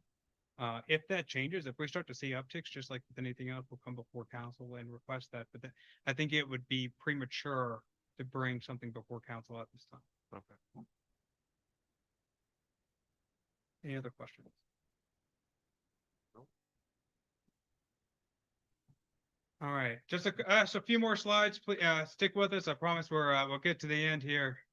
The couple of the items, again, council, we saw this before, but I just really want to bring it at a high level. The operating revenues to operating expenditures. The one thing that I'm really looking at here is making sure we're not over our operating expenditures outweighing or outpacing our operating revenues. What you see before you as of right now is that FY 27, 28, and 29, based off of a tax rate increase in FY 28. All right, and then that, again, as a reminder, that FY 28 is when we start having the maintenance facility coming online. We want to bring an FTE in there, so there's a direct relationship and correlation between increased service delivery with a proposed tax rate increase in 28. And then in FY 30, there's another projection of, again, a 0.5 cent. And that 0.5 cent is going into place where we've just finished the maintenance facility. We have just hired someone on potentially about halfway into FY 29. So that FY 30 is again to balance out those operating expenses. And then FY 31, again, is at the, again, another 0.5 cent. That 0.5 cent is really focused on the end of the town hall expansion and the potential increased needs that are going to be based off that. And I talk about operating costs, though, again, I'm not just talking about salaries and benefits. Building a maintenance facility is great, but turning the lights on is also very important. So this model actually bakes in projections of our energy costs, as well as any other type of operating expenses that we can think of that would be a part of it. So we tried our best to align any proposed future tax rate increase to an increase of some type of service that we currently provide. As well as, again, new items, new facilities. But right now, FY 30, you can see it's very close, 7.768 to 7.768. We're very close operating revenues to expenditures. we're slightly out of alignment in FY 31, but in my professional opinion, that I am not concerned about that 5-year projection of the operating revenues to expenditures. I feel very confident that that'll shore up when we get actual in the future. I want to turn it over to Julie to talk through the project restricted funds line, as well as any other items that I may have missed. Sure, I missed a few. So you will see, in 2027 for sure, you have that project specific grant revenue. That is your FEMA funds, that we anticipate, receiving for those FEMA projects. With the 75 cents, yeah. with the exception of on the North Loop repairs, since we, got council's direction to proceed with that, we felt like it would be, unwise to budget 100% of that coming back since we didn't get FEMA approval first. So we have only included 75% for the North Loop repairs coming back. We, are asking, the Land of Sky as well as the, TRC engineering firm to help us to make sure that we can get as much of that money back as we can. But we felt like it was being conservative to say, there's a potential, since they did not approve it before we began, that we may not receive 100%. So that is reflecting, a reduction there. So you will see there's a $4.2 million specific grant revenue and other financing sources adjustment there against the $4.4 million that we budgeted as those capital expenses. The difference between the 4.2 that we are counting and the 4.4 that we're spending is what we are saying, is potential that we could not get back from FEMA on that project. And then, of course, if we get more, then that number would be a lot less. So that's why there's a difference between the revenues and the restricted funds and that capital expenditure of 4.4 million. Yeah, so that bottom line that says revenues over under expenditures, again, over the next 5 years, they're showing revenues under expenditures, but again, that bakes into the large capital projects that we're looking at over the next 5 years as well. That's not the same as operating revenues to operating expenditures. That is total budget revenues to total budget expenditure. So I just want to make sure that we're clear on that. I know that's a lot to digest, but are there any questions at this time? Did, in this 5-year outlook, did y'all take a look at what possibly could happen with the reappraisal or reevaluation of the county? We did not. We thought that was premature. So we baked in with, again, that 1% growth year over year. We did ask the county, but they Yeah. did not have a number yet. Okay. Yeah, and also I think it's prudent for us with the discussions at the state legislature. I felt even more comfortable not baking in a reval if there's a potential pause next year or the year after, depending on which counties. There's a lot of discussion openly in the public about that. Okay.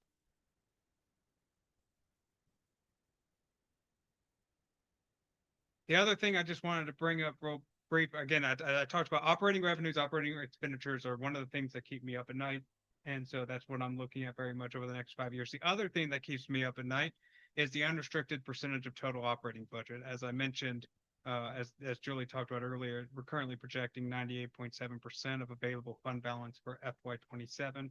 Why is that high and why is that important? Is because right now, based off of the recommended budget before you and then the 5-year plan, we're actually be down to 71.6% in FY 31, which is we're spending down that fund balance to address the needs that are before us, that are coming before us, and yet we are still in a healthy 65 to 75%. So again, that's one of the most exciting pieces in my opinion about this 5-year forecast, is that if there are tax rate increases, they are based off of service delivery, and we're being prudent with our fund balance to make sure we're not over leveraging on these major projects that we have planned to stay within that operating that general fund availability.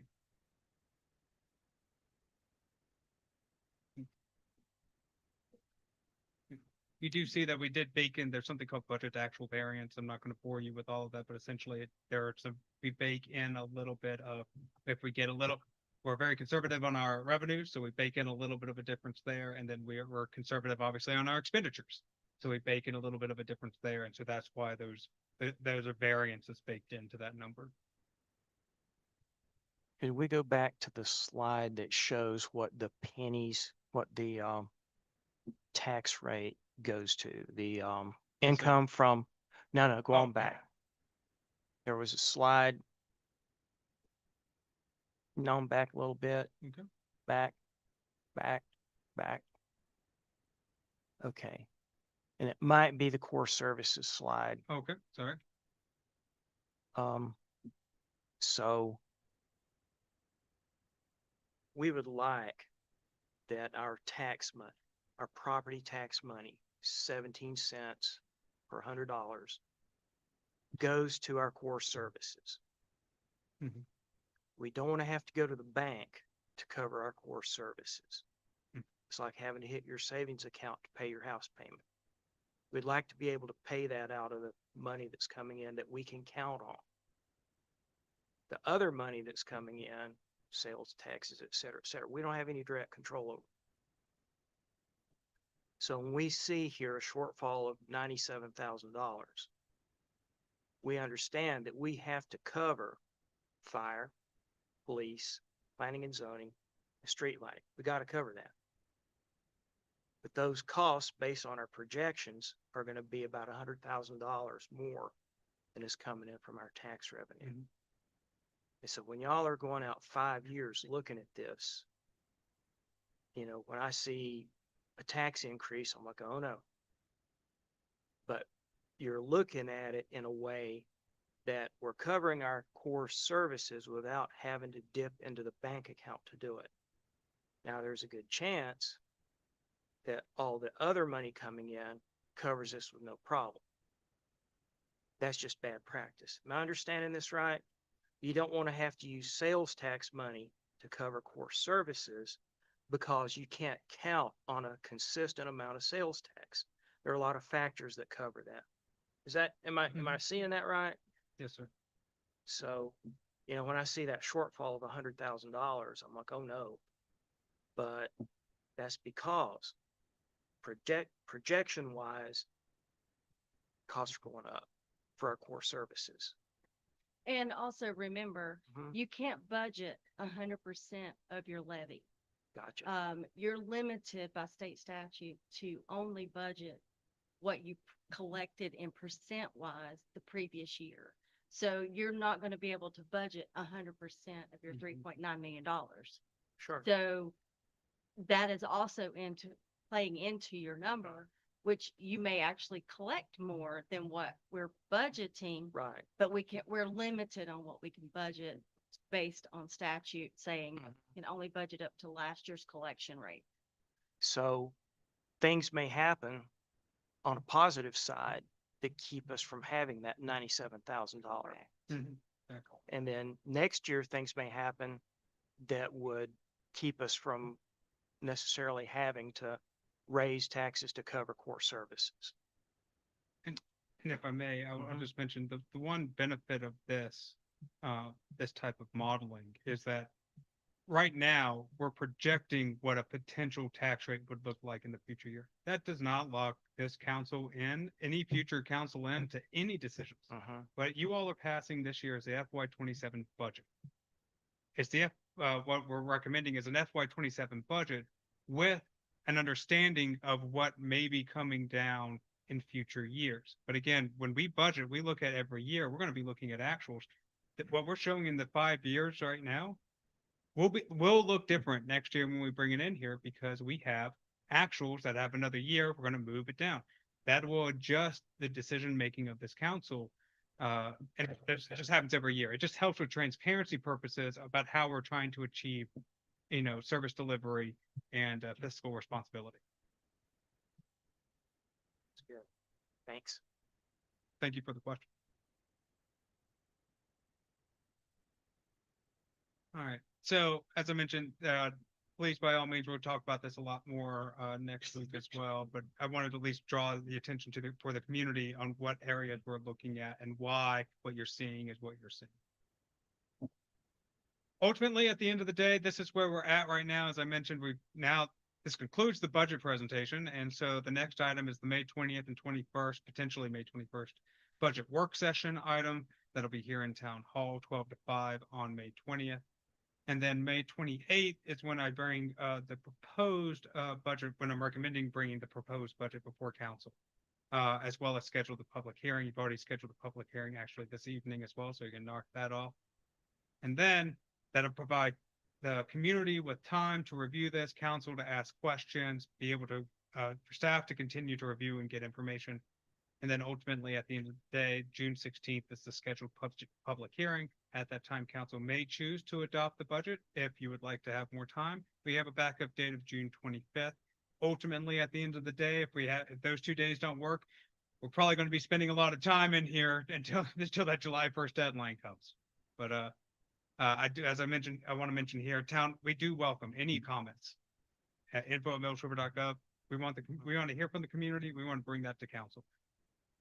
And that concludes our presentation. I do appreciate your time and attention. I really do. Any questions for us?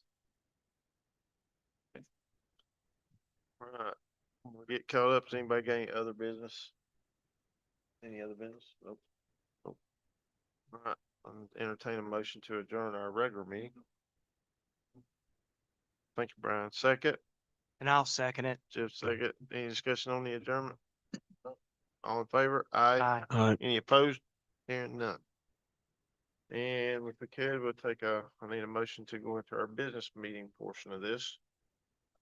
Shouldn't we go into the business? Thank you, Sandra. Second. Second. Thank you, Brian. Any discussion? Hearing none. All in favor? Aye. Aye. Our first is our discussion on our vacancy for planning board, board of adjustment, parks, trails, rec, da.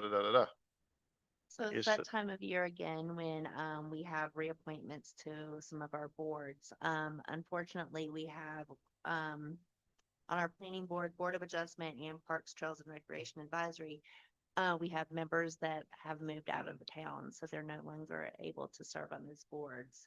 So per council's direction in the past, you've suggested inviting applicants for positions to the business meeting for you to talk to them. I was able to get a hold of several of them. I know 1, 2, 3 of them are in the audience tonight. If you would like to talk to them, you will have we have 2 current applications on file for the planning board. We have 1 application on file for the board of adjustment, and we have 2 applications on file for the parks, trails and recreation advisory committee. For the planning board, the following individuals have applied, Anika Anchia, and I'm not sure if I'm pronouncing her name right, and Dottie Davis. I know Dottie's in the audience tonight. For the board of adjustment, you have 1 application on file, Jacob Hagerdorn, and I was unable to get a hold of him, but when I talked to him in January, he was still interested in being considered. And for the Parks, Trails and Recreation Advisory Committee, you have Jerry Warren, Sarah Madzeneg, Peter Van Straten, and Amanda Clark. And I know Amanda and Peter are both in the audience tonight if you'd like to speak to them. Also on your table, I have prepared questions that you could use if you wanted to talk to the applicants. These questions came from other organizations of what they use for their applicants. So I'm turning it over to you. Gotcha. Council, pleasure. Whatever you want to do. Everybody like? Yeah, I think so. Let's start out with planning board. We got any applicants here that's interested in serving on the planning board? We do. We do. Let's get them up here and let's talk to them. I can't see everybody for the chairs. Dottie,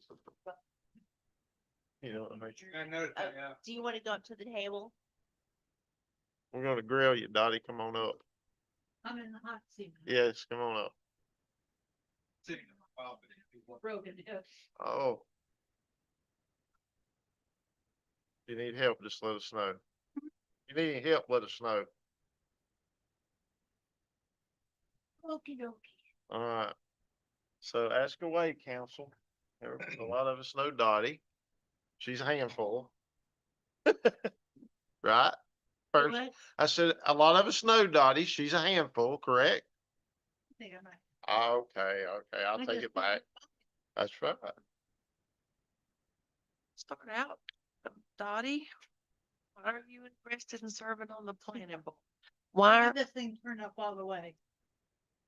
Hey Dottie, how are you? Can you hear me now? I can. Okay. Why are you interested in being on the planning board? Well, since I was the one that got Mills River started in the first place, I think it's appropriate that I be on the planning board.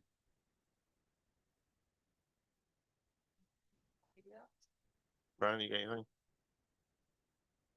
No, I'm good right now. Dottie, would you, be bringing forth any kind of agenda? Any kind of big changes, anything like that that you'd be, looking to do moving forward on the planning board? As far as an agenda, no agenda. Okay. I just want to make sure Mills River goes in the direction it was intended in the first place. To mean a rural, I'll get it out, a rural community. Okay. Understood. We're running the farmers out. Understand. And you know that your dad's having the same problem. Oh, yeah.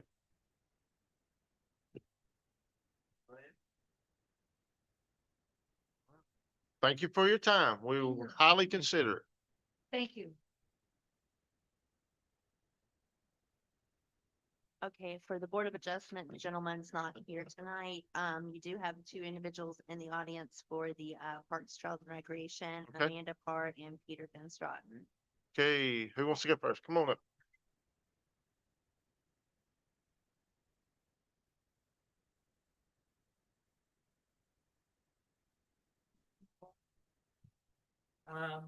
I'm a retired physical education and health teacher in Henderson County. I've been retired 2 years.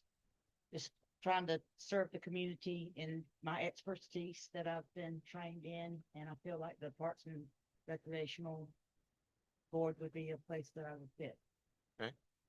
I think that the health of the community is big on what we do with the park situation. Y'all got any questions? So you said you served like Henderson County Schools as a PE teacher, basically. Health and PE Hell, teacher for yeah. 30 years. What school was you at? I was at Mills River, Marlowe, and then East Flatbrook. Awesome. Anything else?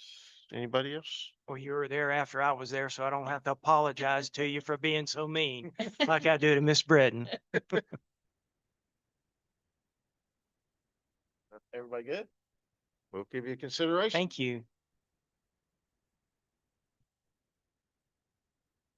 Hi, I'm Peter Van Straten. Apologize for my attire. I was just participating in local recreation. That's right. I've only been here for 6 months. If I were you, I would not select me for this role because of that, but I really enjoyed this work. I was on the Recreation Advisory Committee in the last town I lived in, and it's important work. I think it's worth doing. I caught up on the committee's recent YouTube meetings, and I think that they have a good plan, they have good goals, including increasing local participation programs. So I think it's important. You mind me asking your work, what you do for a living? Yeah, I do operations for a startup biotech company. Okay. Gotcha. What else I got? You got kids, anybody? Yeah, I have 2 kids, one at Marlowe, one at Rugby. awesome. Anything else? Welcome to the community. Thank you. Thanks for coming out. And Patty, on that one, we got, how many seats to fill in park? Just the one? In Parks, you have one, but then you have one that's up for a reappointment at the end Okay. of the month, and he's not gonna be able to continue to serve. So you'll have 2 on Parks. On the planning board, you'll have 1. And Board of Adjustment, you'll have 2. 2. Mhm. Okay, So there's no decision tonight. sure. Look through their applications, you've been provided with their applications. reach out to them, ask questions of them. And then anybody you know out there that wants to serve, please tell them to apply. Understood. Okay. All right, so. we'll And I'd say that, if there's anyone who has an application submitted now and we don't, for whatever reason, we can only pick two. I would ask the other people to come, be heard, give your input. Just because you're not sitting at this table doesn't mean you don't have a voice. And that, of course, goes here at council and planning board and everywhere. Be heard. Otherwise, people with opposing ideas may be the ones that get hurt. So, you got to come speak. Tell us what's important. Tell us, let us hear from you. So. So we'll just make sure, we keep these on our future agendas so we can keep these spots filled, to keep full boards as much as possible. We do have it advertised on our website and our social media, so we're trying our part to reach out, so that y'all can reach out to people too. We'll try our best.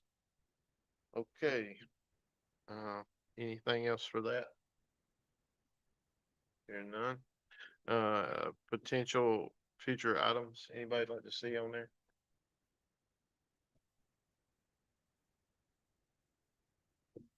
Council, just as a quick update, right now for May 20th, obviously that's the budget workshop itself.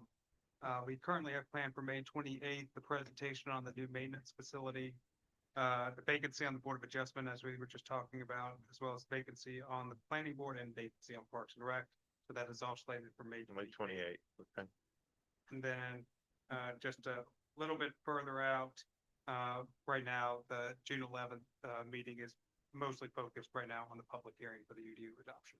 So what's July looking like? We'll have to come in one time for our budget amendments, correct, and all that stuff. So there will actually be, a couple of items, yes, on the July, meeting. Right now, again, it could be a very brief meeting. Yeah. If you all wish to do so, again, but there will be, usually there's one item around the tax, from the tax collector, but there's actually going to be a couple of items this year, so it should be relatively quick. Okay, all right, perfect. All right, so, I guess we need to close our, business meeting and, make a motion to go into our closed session, correct? So someone make a motion to, adjourn us from our, business meeting. Should we close the business? Okay, I need a second. Second. Sandra and Brian, and all in favor is aye. Aye. All in favor? Any opposed? Didn't hear any, okay. And then we need, someone to make a motion to put us into closed session pursuant to GS 143-318-11. So make a motion to go into closed session pursuant to General Statute 143-318-11A6. Thank you, Brian. Second, I'll second it. Jeff second. All in favor?